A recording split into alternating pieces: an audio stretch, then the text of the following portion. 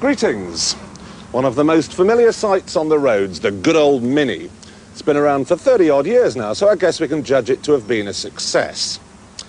But it's always had a problem. It's just too big. In Japan, you are not allowed to buy what you or I would call a normal car unless you can prove that you have somewhere to park it. If you can't, you're only allowed to buy what they call kai jidosha. In English, a car so small it can fit inside a cornflake packet.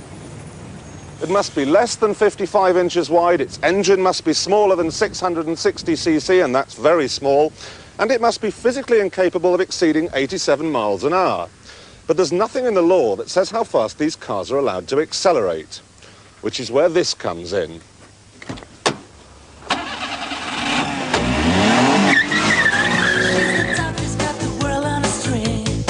It may look like motorised pop music, but this car is a cross between a dinky car and another dinky car that's slightly bigger than the first one, and a jet fighter. Well, she's a miracle, she's all that I need. Like the water and the air that I breathe, yeah, yeah. Hey now, reach the sky. There's a certain kind of look in your smile. It's the Mitsubishi Dangan, Japanese for bullet, and it meets all the rules and regulations, so you can buy one in Tokyo even if you don't have anywhere to park it. So how come then that it will thrash a Golf GTI in a traffic light Grand Prix? And what about that huge spoiler? And how come the rev counter reads to 9,000 RPM? And how come it's such enormous fun? To find out, you need to look under the bonnet. Now, it has a 3-cylinder engine, so it sticks to the letter of the law completely. But the spirit? No, not really. You see, each of those cylinders has 5 valves. It has a turbocharger. It has an intercooler. It is an outrage. It is outclassed outclassed by the Daihatsu Mira EFI XXTR Turbo Avanzato here. Now, like the Dangan, you can get 4 adults in there and a wee bit of shopping. It also has a multi-valve turbocharged engine, but it goes much, much further than that. Now, normally on a film shoot, we can be guaranteed of rain, but on this occasion, I brought my own. Because you see, the Mira has automatic windscreen wipers. If I pour water onto this sensor here, they wipe automatically. Unbelievable. It also has automatic headlamps.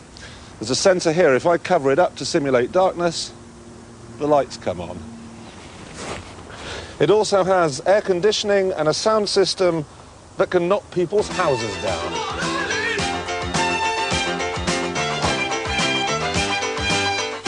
What we have here then is the world's littlest limo, the best pocket rocket of them all, a little red boosted rooster.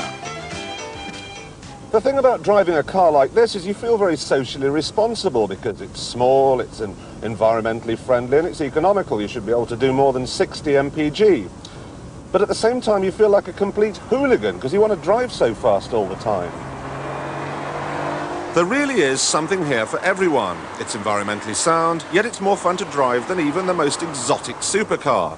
It's as practical as any hatchback, yet it's so minute, it can completely revolutionize the way you go shopping. We're shopping.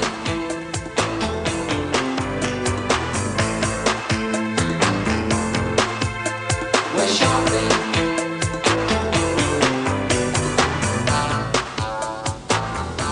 Vacuum cleaner.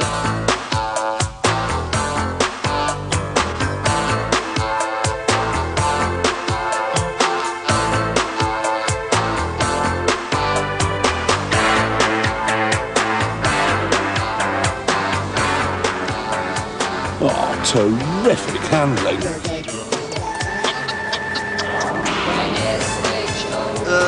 No thank you. We're shopping. We're SHOPPING.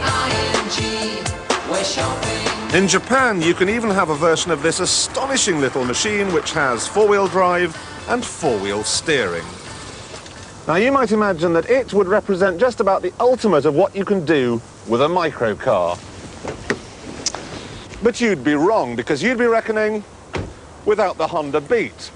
No roof this time and no turbo either, just a straight 12-valve 3-cylinder engine. But would you just look where they've put it? What we have here then is a mid-engine 2-seater convertible, which in Japan costs £7,000, around about a tenth of what Ferrari charged for that other mid-engine 2-seater convertible, the Mondial. Now you're probably thinking all about quarts and pint pots. How is this 6-foot 5-inch person going to fit in a 1-inch car? Simple. What's more, this 6-foot 5-inch person really likes this 1-inch car. I adore this tiger skin upholstery, the instrument binnacle is superb, and the stereo is something else.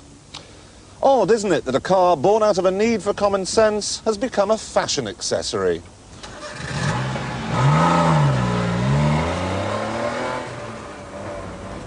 And let's face it, this whole miniaturization thing has become very trendy these days.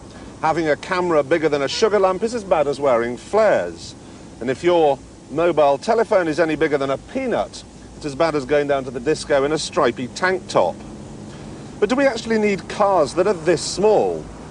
Well, look at it this way. If everyone in Britain had one, the length of every traffic jam in the land would be halved overnight.